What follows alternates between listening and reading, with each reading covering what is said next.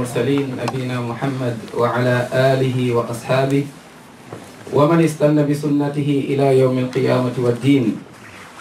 وبعد إخوة إن شاء الله تعالى، فكما قال الإمام آنفا إن شاء الله تعالى في حول هذه المحاضرة أو حول هذا الموضوع إن شاء الله تعالى،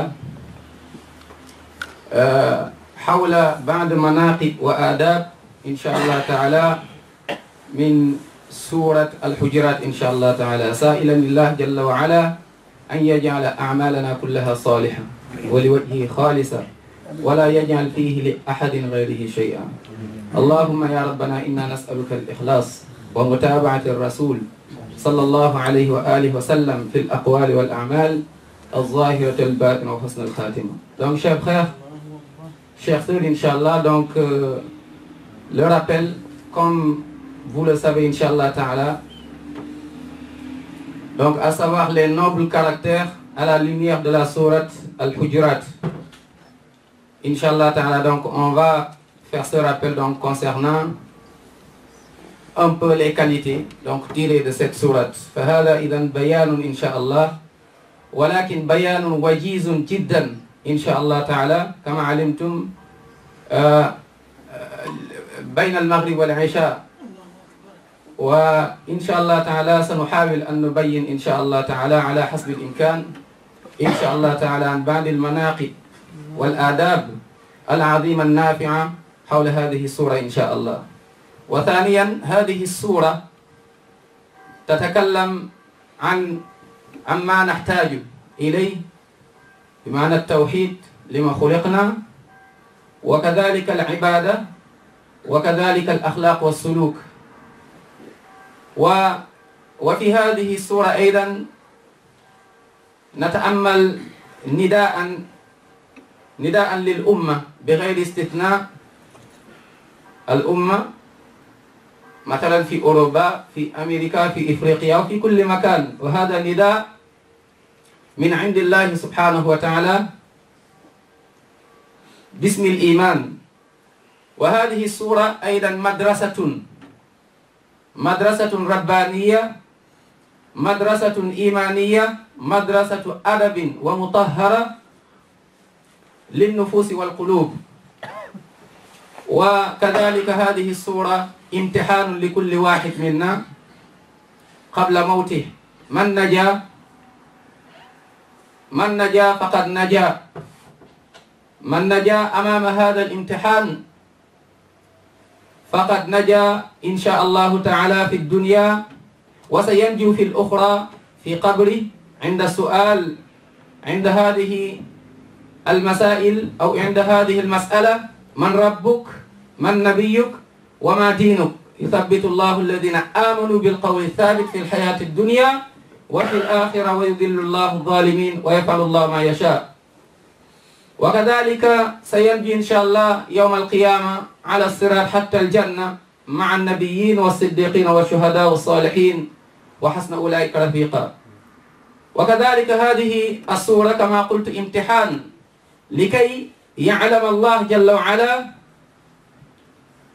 أو لكي نعلم أنحن في الحقيقة إن شاء الله في دائرة الإسلام، أم نحن في دائرة النفاق، أم في دائرة الكفر والشرك. وسنرى إن شاء الله هذه الأمور إن شاء الله حول هذه السورة. Donc on va voir ces points Inch'Allah. Comme je l'ai dit, c'est un petit résumé de cette sourate Al-Hujurat, les appartements. Et bon, on ne va pas faire tafsir mot par mot jusqu'à la fin, vu le temps. On est là entre Maghreb et Isha. Là, il est 19h06 et Maghreb c'est à 40, Isha c'est à 48. Donc ça va être vraiment un résumé. On va prendre Inch'Allah juste quelques points Inch'Allah essentiels donc de cette sourate. Donc cette sourate, pourquoi on l'a choisie? C'est comme d'ailleurs d'autres sourates, parce que cette sourate nous parle directement, et nous donne l'essentiel, ce dont on a besoin, et d'ailleurs le pourquoi on est ici sur terre. Donc cette sourate nous parle de Tawhid, al-Aqidah, notre relation avec Allah subhanahu wa ta'ala. Il nous parle aussi al-Ibadah, At-Tawhid wa l'Aqida, cette relation, cette croyance. Également la ibada, les pratiques. Les pratiques telles que la prière, jeûne et autres.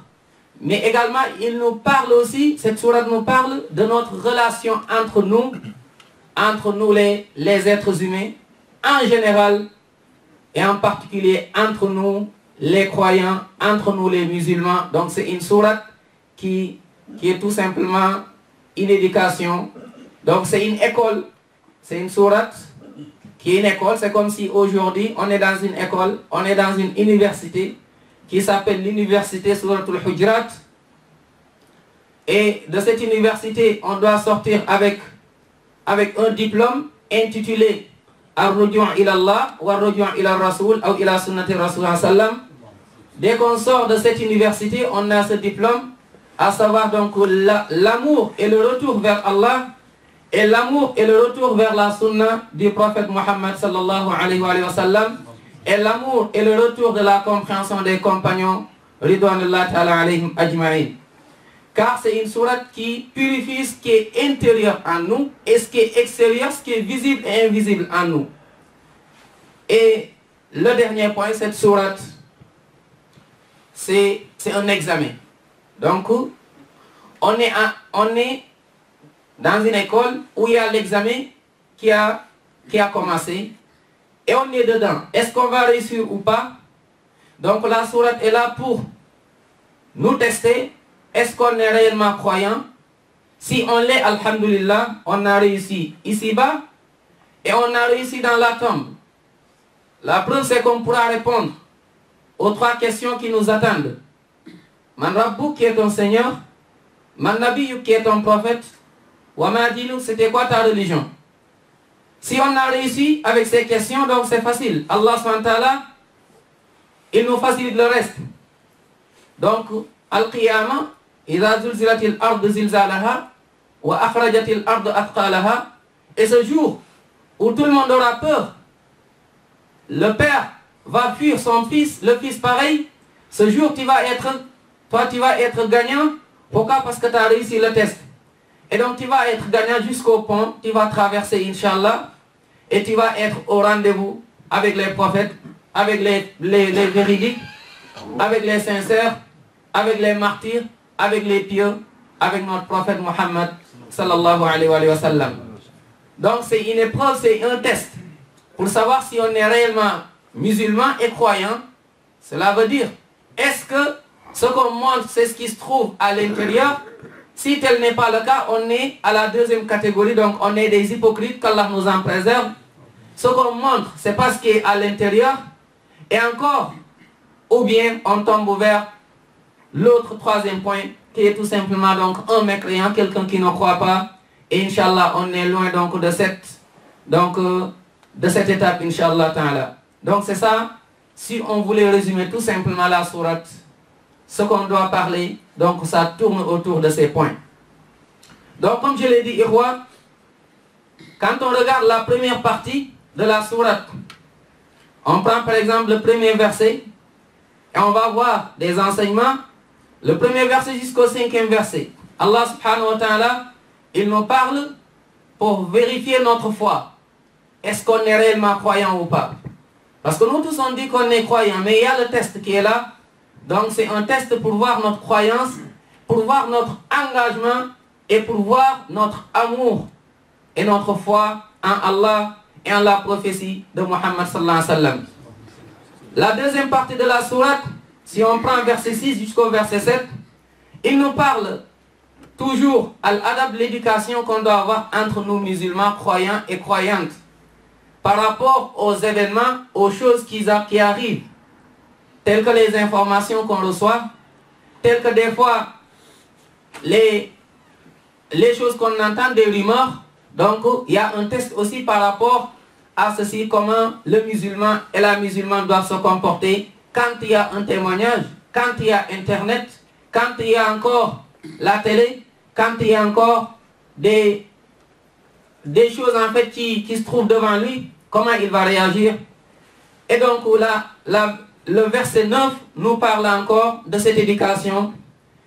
Quand ça va encore au-delà de ça, c'est-à-dire il y a maintenant le problème est là, entre des musulmans, entre une famille, entre un frère et entre deux frères, entre la Oumma. Maintenant, comment réagir? La sourate Allah subhanahu wa ta'ala donc nous donne aussi l'enseignement comment réagir et comment travailler.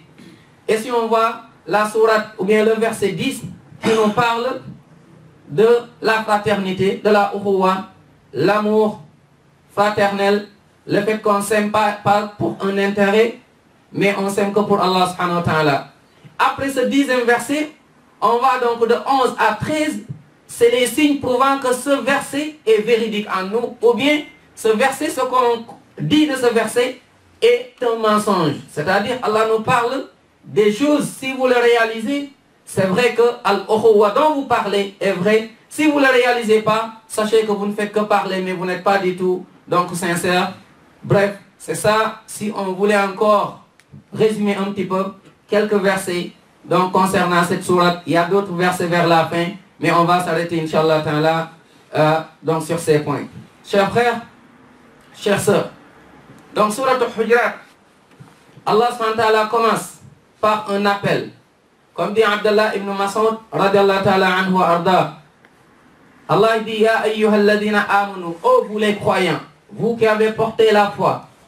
Il dit, Abdallah ibn Mas'ud, dès qu'Allah appelle, il utilise ces termes, c'est qu'il nous appelle, c'est pour que tu écoutes, pour que tu prêtes attention par rapport à ce qui va venir. Soit c'est une recommandation, tu dois le faire et tu vas être gagnant, ou bien c'est un interdit, tu dois le délaisser et tu seras gagnant. Si c'est le contraire, tu es perdant et tu vas encore regretter si tu ne fais pas tawba avant de rencontrer ton Seigneur. Allah dit, A'udhu billahi minash shaytanir rajim.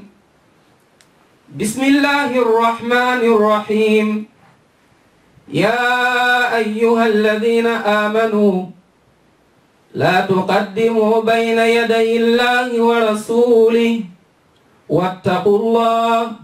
Inna Allah sami'un alim. يا أيها الذين آمنوا لا ترفعوا أصواتكم فوق صوت النبي ولا تجهروا له بالقول كجهر بعضكم لبعض أن تحبط أعمالكم وأنتم لا تشعرون إن الذين يغضون أصواتهم عند رسول الله أولئك الذين امتحن الله قلوبهم للتقوى لهم مغفرة وأجر عظيم إن الذين ينادونك من وراء الحجرات أكثرهم لا يعقلون ولو أنهم صبروا حتى تخرج إليهم لكان خيرا لهم والله غفور رحيم. C'est ça la première partie. Donc de cette sourate, Allah qui s'adresse encore aux croyants. Allah dit, ô vous les croyants, ne devancez pas Allah et son messager, sallallahu alayhi wa sallam. Allah dit donc, il ne faut pas il nous éduque, subhanahu wa ta'ala. Ces versets quand sont descendus, Allah dit, ne devancez pas Allah et son messager, sallallahu alayhi wa sallam. Et Allah après dit encore, n'élevez pas votre voix au-dessus de la voix de Muhammad sallallahu alayhi wa sallam, en guise de respect, en guise d'amour et en guise de reconnaissance. Allah subhanahu wa ta'ala nous dit, La tuqaddimu bayna yaday Allahi wa rasuli wattaqullah, craignez Allah subhanahu wa ta'ala. Vous les croyants, quand Allah dit, quand le prophète dit, sallallahu alayhi wa sallam, ne rajoutez plus rien du tout. C'est ça un croyant. C'est ça un musulman. Allah nous dit, si on est vraiment musulman et croyant, si tu crois en Allah, dès qu'Allah dit une chose, on n'a plus rien à rajouter. Et Allah SWT, il le prouve, il nous le dit dans d'autres versets. وَمَا كَانَ لِمُؤْمِنٍ وَلَا مُؤْمِنَةٍ إِذَا قَضَى اللَّهُ وَرَسُولُهُ أَمْرًا أَنْ يَكُونَ لَهُمُ الْخِيَرَةُ مِنْ أَمْرِهِمْ وَمَنْ يَعْصِ اللَّهَ وَرَسُولَهُ فَقَدْ ضَلَّ ضَلَالًا مُبِينًا. Allah dit, il n'appartient nullement à un croyant ou à une croyante. Une fois qu'Allah et son messager ont décidé d'une chose, d'avoir le choix. Si Allah nous dit faites, on n'a plus rien à rajouter. Si Rasoul sallallahu alayhi wa sallam nous dit faites, on ne doit plus rajouter. Si Allah nous dit arrêtez, et sallallahu alayhi wa sallam nous dit arrêtez, on doit s'arrêter. C'est ça qui prouve réellement qu'on croit en Allah subhanahu wa ta'ala. Allah dit donc, quiconque contredit cette compréhension, s'est égaré, certes d'un égarement évident. Allah subhanahu wa ta'ala nous dit, il y a beaucoup de gens à l'époque qui disaient, nous on est des musulmans, c'est comme nous. On est des croyants. Les femmes disaient, on est des musulmans, on est des croyantes. Et comme dit Hassan al-Basri, rahmatullah alayhi, Allah a révélé ce verset dans Surat Al-Imran pour tester les cœurs, tester-les encore, éprouver, regarder qui est réellement sincère. Et ce verset, Allah dit, Qul in kuntum tuhibbuna Allah fattabi'uni yuhbibkumullah. Si vous aimez Allah, suivez Muhammad sallallahu alayhi wa sallam. C'est ça en fait la balance, c'est ça le test. Est-ce qu'on aime Allah? Nous tous on va répondre positivement. Bien sûr qu'on aime Allah subhanahu wa ta'ala. Qui n'aime pas Allah subhanahu wa ta'ala? Les hommes le disent, les femmes pareil. Demande à toutes les maisons. Demande à tous les quartiers. Demande aux musulmans, est-ce que vous aimez votre Seigneur? Ils vont dire bien sûr. Et fais attention, peut-être il y en a même, peut-être ils vont te frapper. Pour eux c'est une question qui n'a pas de sens. Bien sûr que j'aime Allah. Mais Allah nous dit, ça c'est vous qui le dites. Ce qui prouve que vous aimez Allah. Je vais envoyer un prophète Muhammad sallallahu alayhi wa sallam. Vous devez l'écouter, vous devez croire, vous devez le suivre, vous devez délaisser ce qu'il vous interdit. Sallallahu alayhi wa sallam. Accepter subhanahu wa ta'ala si tu réponds aux conditions donc, qui font que Allah subhanahu wa ta'ala accepte ton dua. Al-Alim, lui subhanahu wa ta'ala, on va passer rapidement sur ces points. C'est-à-dire d'où ilmin wasi'. C'est lui donc qui a la connaissance sans limite, la connaissance parfaite subhanahu wa ta'ala. Alimun bima naf'al wa naqul. Il connaît ce qu'on dit, il est au courant de tout ce qu'on dit et de tout ce qu'on fait subhanahu wa ta'ala. Allahu muhitun bi kulli shay'in ilma. Il engendre tout avec sa science subhanahu wa ta'ala. Lui jalla wa ala la yakhfa alayhi shay'un fil ardi wa la fis sama. Rien n'échappe à Allah subhanahu wa ta'ala sur terre, également dans les cieux. Allah subhanahu wa ta'ala donc il continue, il appelle encore ya ayyuhalladhina amanu. Ces versets quand sont descendus, chers frères, regardez les compagnons comment ils ont été éduqués. Radiallahu ta'ala anhum. Il y a Thabit ibn Qais, un des compagnons de Rasoul salawatu rabbi wa salamu alayhi. Quand ce verset est descendu, il a eu peur, ainsi que d'autres compagnons, radiallahu ta'ala anhum ajma'in. Pourquoi ils ont eu peur? Thabit, il est resté chez lui parce que quand il parlait, il avait une voix qui porte. Il était comme Omar, radiallahu ta'ala anhum. Allah dit, ya ayyuhalladhina amanu, ô vous les croyants, la tarfa'u aswatakum, n'élevez pas vos voix, fawqa sawtin nabi, au-dessus de la voix de Rasul sallam. Et lui, comme il avait une voix qui porte, quand ce verset est descendu, il est resté des jours chez lui sans sortir. Et les gens sont partis le voir, qu'est-ce qu'il dit? Je suis perdant, je suis perdant. Il leur dit pourquoi? Il dit parce que ces versets me parlent. Et Omar, tellement avec sa voix, et nous tous, on va adrana ma Omar, on connaît Omar radiallahu anhu, tellement il avait une voix aussi qui porte, quand ces versets sont descendus, finalement on ne l'entendait plus parler trop fort. Et des fois quand il parlait, le prophète sallam lui disait, Omar, qu'est-ce que tu as dit? Il a fallu que le prophète sallam se rapproche de lui pour entendre la voix de Omar ibn al-Khattab radiallahu ta'ala anhu arda. C'est ces gens-là qui aimaient réellement Muhammad sallallahu alayhi wa sallam. On en est où? Fakayfa haluna? Fakayfa nahnu? Donc on en est où comparé aux compagnons du prophète Muhammad sallallahu alayhi wa sallam? Ces gens, ils aimaient Allah subhanahu wa ta'ala et ils étaient sincères. Et ils faisaient tout, et ils avaient toujours, il était entre l'espoir et la peur. C'est-à-dire espérant la récompense d'Allah et la peur toujours donc et la peur toujours des pièges de Shaitan, parce que personne n'est à l'abri. Personne n'est à l'abri. Il y a toujours Shaitan qui est là et il y a toujours Shaitan qui nous suit jusqu'à la dernière minute de notre vie. Il ne nous laisse pas. C'est pour cela un des pieux salafus salih, quand il faisait la prière, ils lui ont dit Kayfa tusalli, comment tu pries? Il dit Ana Il dit, moi quand je prie, il dit, al-qiblatu amami, c'est que la qibla est devant moi, wal mautu wara'i.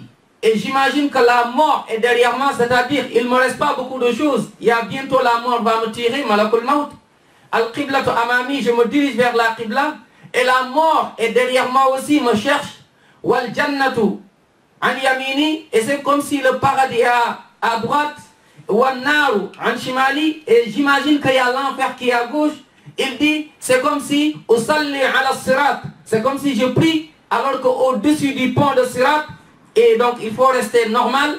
Allahu fawqi subhanahu wa ta'ala, et Allah est au-dessus de moi. Wa ma'a kulli dhalik ana bayna al-khawfi wal raja. Avec tout ceci, je suis entre la crainte et entre l'espoir. Est-ce que Allah a accepté ma prière? Est-ce que j'ai pas désobéi à Allah dans ma prière et j'ai pas désobéi à Rasoul salawatu rabbi wa salam alayhi? Chers frères, chères sœurs, Allah SWT donc nous parle. Quand il a parlé, donc comme j'ai dit, on va résumer parce que c'est juste des minutes. Là, on essaie de, franchement, de résumer parce que ça, c'est une conférence qui mérite.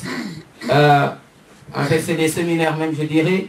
Mais là, on résume vraiment, Inch'Allah. Et Allah SWT donc dit, la première partie, on avait dit, c'est Allah qui parle aux croyants. Et maintenant, c'est on va attaquer notre relation entre nous, encore, et nous-mêmes. Entre nous et nous-mêmes. Entre nous et nos frères, entre nous et nos sœurs, mais entre nous, la Ummah. Allah dit, Ya ayyuhalladina amanu. يا أيها الذين آمنوا إن جاءكم فاسق بنبأ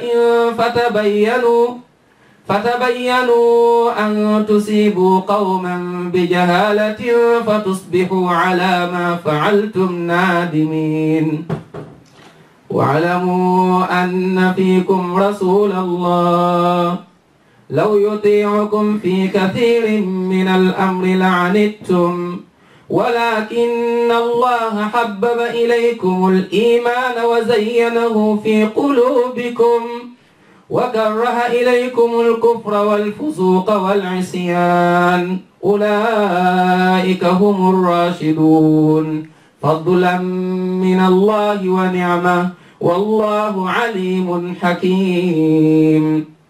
Allah nous dit, oh vous les croyants, quand vous recevez une information, quand quelque chose vous arrive, vous avez entendu des informations sur, tu as entendu quelque chose sur ton frère, sur ta soeur, tu as entendu des choses sur tes frères et tes soeurs. Allah dit, fatabayyanu. Et ceci, quand un pervers vous arrive, un pervers c'est quelqu'un donc qui a délaissé son cheminement. Inharaf fi dinihi wa aqidati. Il a délaissé donc ce chemin que lui a tracé Allah. Et Rasoul sallallahu alayhi wa sallam, Allah s'entend dit, faites attention. Parce que celui-là, al-fasiq huwa alladhi musirun ala al-ma'asi. C'est quelqu'un donc qui est dans les péchés et qui est dedans. Tarikul lil wajibat. Il délaisse les obligations. Lakinnahu lam yasil ila haddil kufr. Mais il n'est pas mécréant. C'est un pervers.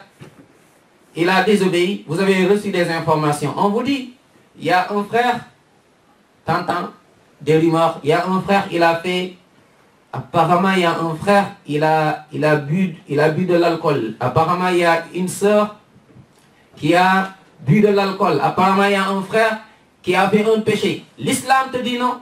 Avant de propager l'information, avant de le diffuser encore sur le net, avant d'envoyer un message, un texto, avant d'envoyer, de le mettre dans ton Facebook, de propager l'idée, avant donc de partir voir des gens, Allah dit, fais attention.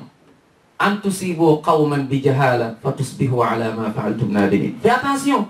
Parce que c'est une grande injustice de prendre une parole sans vérifier. Et dans une version, dans la lecture, une autre version du Coran, Allah dit, c'est-à-dire que l'information, il faut le vérifier jusqu'au fond, jusqu'à savoir est-ce que réellement c'est vrai.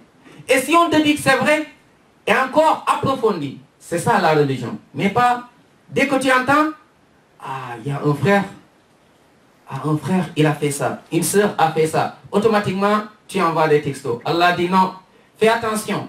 Il dit avant de l'envoyer, parce que c'est ça qui te pousse vers ce qu'on appelle an-namima. An-namima, regardez. Le prophète sallallahu alayhi wa sallam, il dit la yadkhulul janna, la yadkhulul jannata qattatun. La yadkhulul janna qattat, muttafaqun alayh. Bimana rawa al-Bukhari wa Muslim. Il dit aïd mana namam, c'est-à-dire quelqu'un qui colporte des paroles. Par exemple, je discute avec le frère Mohammed, il me dit une chose, et je passe derrière, je vais aller voir Moussa à côté. Oh, t'as vu le frère là-bas, il m'a dit ça. Et dans l'intention de faire du mal. C'est ça, An-Namima. C'est-à-dire tu prends une parole là, et tu vas aller là-bas, tu viens ici dans cette mosquée, pour juste regarder comment ils sont. Tu restes là où tu regardes, ah, il a dit quelque chose, tu prends la parole, et tu sors. Au lieu de voir le concerné, tu vas voir. Tu voyages avec. Ou bien tu voyages avec ton portable. Tu envoies des messages, ah, il a dit, il a fait. Le prophète sallam dit, quelqu'un qui colporte des paroles comme ça, pour faire la zizanie entre les musulmans, là, yadkhulul jannata, il ne va pas au paradis. Qu'Allah nous en préserve. Sallallahu sallam, il est passé devant, à côté de deux tombes. Il dit, ces gens-là, ces deux-là sont en train d'être châtiés, sont en train d'être punis. Pour eux, ce n'était pas grave. Le premier, pourquoi? Parce que quand il allait aux toilettes, il ne prenait pas son temps, donc il se précipitait, vite fait, il sort avec la souillure, avec l'impureté. Mais l'autre, il marchait pour colporter des paroles, pour diviser la Ummah. Ça, c'est un péché qu'on doit éviter. Quand il y a un problème, va voir le concerné, va discuter avec, va essayer de mettre, masha'Allah, à sulh, et les versets qui vont venir vont nous le détailler rapidement, Inch'Allah. Et donc, ce qu'il nous faut, Ihwa, c'est an-nasiha, donner de bons conseils, mais bil hikma, avec la sagesse. Quand il y a un problème, avant de le propager, prends d'abord ton temps. Ne te précipite pas, parce que c'est grave si tu te trompes. Si tu te trompes, tu sais pourquoi c'est grave. Parce que, on va le voir, les versets, on laisse ça, les versets qui vont venir. Donc, il faut an-nasiha, tu donnes conseil à ton frère. Il y a ta soeur qui a fait une erreur monumentale. Avant de propager, va la voir. Va voir ton frère, va discuter et tu lui expliques. Ça, c'est le point. Mais pas le fadiha, propager ses péchés devant tout le monde. Ouais, celui-là, ouais, il a fait ça. Ça, c'est pas du tout de conseil. Mais au contraire, ça, tu fais tes jassous et après tu propages ses péchés. Sache que c'est haram. Donc, il faut at-tatabut. Également, tu fais beaucoup de doua. Il y a des frères qui sont éprouvés. Il y en a, ils ne peuvent pas pour l'instant arrêter certains péchés. Mais ne l'enfonce pas. Aide-le pour qu'il revienne encore, ne serait-ce qu'avec doua. Ya Rab, retourne son cœur vers la mosquée, parce qu'il ne vient pas à la mosquée. Mais ne le laisse pas avec Shaitan. Ya Rab, retourne son cœur, qu'il arrête de mentir. Ya Rab, et tu fais doua. Mais quand il fait ce qu'il fait devant toi aussi, essaye d'aller avec la patience, c'est important. Allah dit, donc n'oubliez pas que le prophète est avec vous, la sunna de Rasoul est avec nous. Donc tout ce qu'on fait, il faut aller donc avec sagesse. Allah dit, le prophète sallam, avec sa miséricorde, sallallahu sallam, il y a des choses que les compagnons faisaient, mais lui, sallallahu sallam, il ne suivait pas parce que c'est une miséricorde pour la umma. Laqad ja'akum rasulun min anfusikum, azizun alayhi ma anittum, harisun alaykum bil mu'minin. Il était miséricordieux, sallallahu sallam. C'est pour cela, des fois, les compagnons faisaient des choses et il les arrêtait. Il y a 3 compagnons qui sont venus chez le prophète sallam, ils ne l'ont pas trouvé. Et quand le prophète sallam est venu, il fut informé que ces gens ont... le premier a dit, moi, finalement, je ne vais plus me marier. Le deuxième dit, moi, finalement, je ne vais plus dormir. Et le troisième dit, moi, finalement, je ne vais plus manger, je vais jeûner. Le prophète sallam, quand il est venu, il dit, moi, je mange, je jeûne et je mange. Donc, c'est juste milieu. Moi, Muhammad sallallahu alayhi wa sallam, je dors la nuit et je me lève aussi pour faire la prière. Je me repose aussi parce que mon corps a un droit sur moi. Toujours au milieu. Et moi, sallallahu alayhi wa sallam, j'épouse les femmes, sallallahu alayhi wa sallam. Il n'était pas quelqu'un qui se dit non, les femmes, là-bas, il n'y a pas, non, sallallahu alayhi wa sallam, juste. Mais après, il dit, faman raghiba an sunnati, falaysa minni. Quiconque sort de ce cercle, de cette sunna, il ne fait pas partie de moi, sallallahu alayhi wa sallam. C'est pour cela Ibn al-Qayyim rahimahullah a retenu cette règle. Il dit la Ummah est divisée en parties. La Ummah, les croyants. Il y en a qui croient que l'islam, plus que c'est dur, c'est ça l'islam. Il dit ça, c'est un groupe dans la Ummah. C'est-à-dire, Il faut que ça soit dur. De tel point, s'il voit quelqu'un qui est plus dur que lui, c'est lui qui devient son chef. Parce qu'il est plus dur. Et quelqu'un qui est plus souple que lui, il ne le respecte plus. Pour lui, ça doit toujours être dur. Sans raison. Sans preuve. Mais toujours la difficulté. Ça doit être toujours. Tu dois toujours avoir mal. Tu dois toujours... Il dit ça, Ibn al-Qayyim, il dit ça, c'est un groupe dans la Ummah. Il dit, il y a le deuxième groupe. C'est ceux qui aussi, pour eux, tu ne les vois pas dans les adorations telles que les prières et tout. Mais c'est des gens, ils sont très gentils. Par exemple, quelqu'un qui est malade, ils vont lui rendre visite. Quelqu'un qui a besoin, ils vont l'aider. Mais ils négligent quand même des fois les prières à l'heure. Ils négligent quand même leur relation entre eux et Allah. Mais ils sont quand même très ouverts et très gentils. Ça aussi, c'est le deuxième groupe qui existe dans la Ummah. Il dit, il y en a un autre groupe, nous dit Rahmahullah, Ibn al-Qayyim. Il dit, il y en a aussi qui prennent la religion seulement avec leur intelligence. C'est-à-dire, ils n'ont pas besoin d'un cheikh, ils n'ont pas besoin d'un savant, ils n'ont pas besoin de retourner à la sunna réellement, mais c'est juste leur raison. Eux, à ceci, me paraît, d'après ma compréhension, il dit ça aussi, c'est un groupe dans la Ummah. Il dit, mais le meilleur parmi ces gens, c'est le quatrième. C'est celui qui est bien avec Allah subhanahu wa ta'ala. Lors de la prière, il prie. Lors du jeûne, il jeûne. Masha'Allah. Il est dur quand il faut être dur, mais il est souple quand il faut être souple. Il dit, c'est quelqu'un qui rend visite aux malades, qui aide les nécessiteux, qui est toujours ouvert et qui écoute toujours les gens et qui est toujours là pour aider et qui est toujours là pour soutenir, mais pas toujours pour encore faire du mal. Il dit, celui-là, c'est lui qui a pris l'islam dans sa globalité. Là où Allah SWT dit, Ya ayyuhalladhina amanu udkhulu fi silmi kafatan, entrez en plein dans la religion. Il dit, c'est celui-là qui est donc en plein dans la religion qu'Allah nous compte parmi ceux-là. Ikhwa, donc le point suivant, il dit, Allah SWT qui nous parle, toujours subhanahu wa ta'ala, dit, fadlan min Allah wa ni'ma, c'est un bienfait d'Allah SWT, et subhanahu wa ta'ala, il dit, fadlan min Allah wa ni'ma, ça c'est un bienfait. Donc, provenant d'Allah subhanahu wa ta'ala. Les bienfaits et les ni'am d'Allah subhanahu wa ta'ala sont de deux sortes. Il y a pour le musulman et pour le non-musulman. Pour le non-musulman, lui, les bienfaits, c'est que pour dunya. C'est que lui, il lui faut une voiture. Il lui faut le compte bien rempli. Lui, il lui faut une belle maison. Lui, c'est ça pour lui le bienfait. Mais pour le musulman, le bienfait, c'est ici et là-bas. Il est bien, même s'il n'a rien du tout. Même s'il n'a pas d'argent.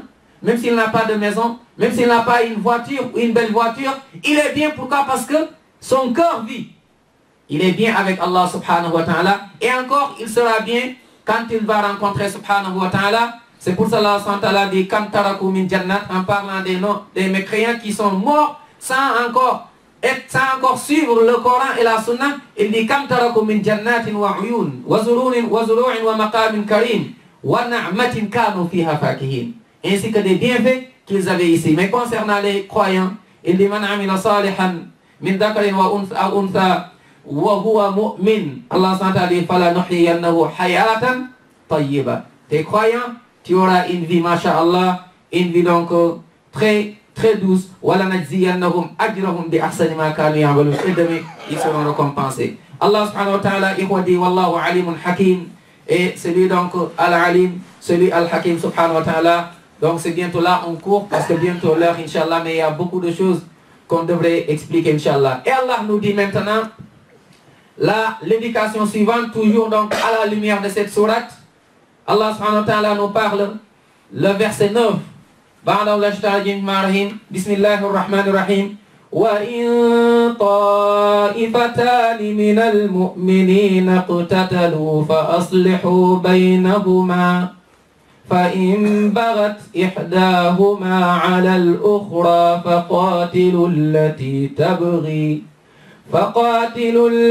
تبغي حتى تفيء إلى أمر الله فإن فاءت فأصلحوا بينهما بالعدل وأقسطوا إن الله يحب المقسطين. Allah dit, quand il y a un problème qui arrive, ça arrive les problèmes, on n'est pas au paradis, donc effectivement il y aura toujours des soucis. Il y aura des soucis et c'est des épreuves, Allah nous éprouve. Ja'alna ba'dakum li ba'din fitna, atasbirun, pour voir est-ce que vous allez patienter. On est là Aujourd'hui, ça se passe bien, mais demain, peut-être, il y aura Shaitan qui va gagner un peu le combat. Parce que Shaitan, avec les musulmans et avec les prophètes, c'est ça. Avec les prophètes, il ne gagne jamais. C'est toujours les prophètes qui gagnent. Mais avec les musulmans, il y en a des fois, ils gagnent. Après, on se lève, on gagne. Mais il ne faut jamais rester par terre tout le temps. C'est pour cela, ceux qui disent, par exemple, non, moi, je ne prie pas parce que je ne suis pas bien. J'attends d'abord d'être bien pour prier. Non, là, j'attends encore. Et tu le vois, il va en boîte. Et tu le vois, il fait le haram. Tu le vois, il mange le haram. Mais essaye de faire, il dit non, je suis encore mauvais, j'attends d'être sur le droit chemin. Mais le droit chemin, tu ne vas jamais le trouver là-bas.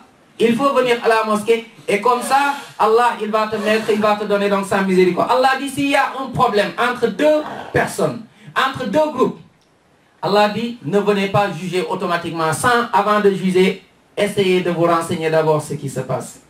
S'il y a un problème entre deux personnes, Allah nous dit, faites attention, regardez la fin du verset, il dit, Inna Allah yuhibbul muqsitin. Allah, il aime les gens qui sont justes. Ce verset, c'est une épreuve dans la Ummah. Une épreuve. Allah s'en dit, soyez justes, même s'il s'agit contre vous. Soyez justes, même si c'est contre ton père, contre ta mère, contre. Allah dit, soyez justes. Le prophète sallam, il dit, s'il y a deux personnes qui viennent me voir et ont un problème, et tellement la première personne est tellement éloquente, elle a expliqué jusqu'à avoir raison sur l'autre, alors que Allah sait que c'est l'autre qui a raison. Mais lui, comme il a expliqué, je lui ai donné raison. Qu'il sache que ce que je lui ai donné, c'est de l'enfer contre lui de Yawm al-Qiyamah. Des fois, il y a un problème qui arrive. Il faut être juste. Ne regarde pas, est-ce que celui-là, il y a un problème entre un frère et un autre frère. Je ne dois pas regarder est-ce que celui-là, c'est un Sénégalais. Bon, si c'est un Sénégalais, je vais essayer de voir les versets qui touchent un petit peu. Je joue avec les versets. Non, haram, c'est haram. Ne regarde pas la nationalité. Ne regarde pas encore les origines. Non, c'est pas ce qu'il faut regarder. C'est comme la vérité. On ne regarde pas qui a dit la vérité. Mais regarde d'abord, est-ce que ce qu'il a dit, c'est la vérité d'abord ou pas. Ne regarde pas ça. Et on le trouve aujourd'hui partout, à la maison. Entre les problèmes de famille des fois. Celui-là, est-ce que c'est même père ou même mère? Celui-là, est-ce que c'est mon oncle, donc c'est mon cousin? Quand tu es juste, Allah dit, sois juste. Il dit, quand il y a un problème, je donne juste le sens du verset, soyez juste, écoutez les deux, et encore trancher. Mais quand il faut trancher avec la sagesse, avec justice. Pourquoi? Parce que Allah, alayhisallahu bi ahkamil hakimin, le plus grand juste, subhanahu wa ta'ala, il voit tout. Donc quand on fait que pour Allah. Mais il ne faut pas regarder donc l'appartenance, s'il s'agit donc d'un Sénégalais, donc s'il s'agit d'un Marocain, s'il s'agit d'un Algérien, s'il s'agit d'un Guinéen, ça importe peu. C'est que tu vas voir, est-ce que ce qu'il y a là, est-ce que ça correspond à la base? On retourne au Coran, à la sunna du prophète sallallahu alayhi wa sallam, parce que ça c'est le premier jugement.